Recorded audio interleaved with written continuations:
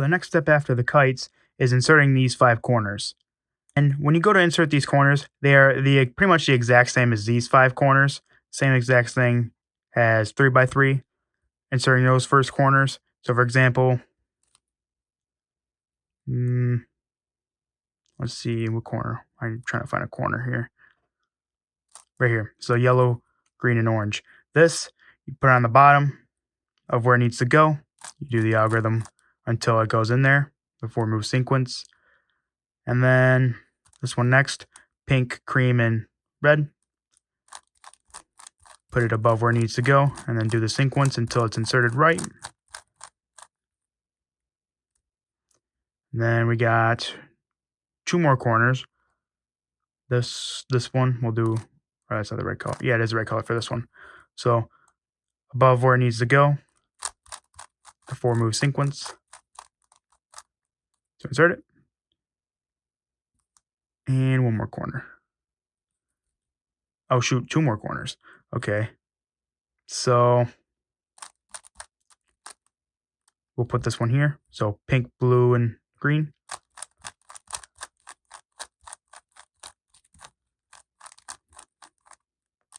That takes our corner out. And then we got this one last.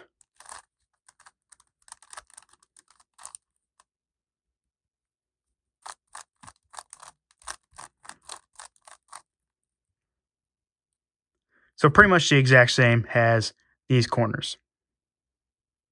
Your next step of Megaminx is to solve these 5 edges, finishing off your F3L. And again, this is going to be exactly the same way as inserting these first 5 edges, or the second 5 edges.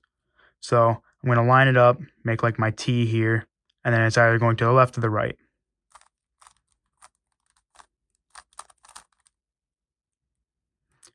Next piece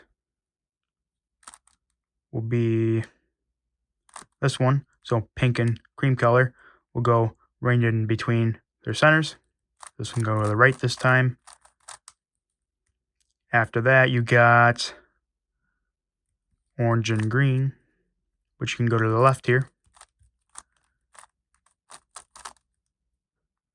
We got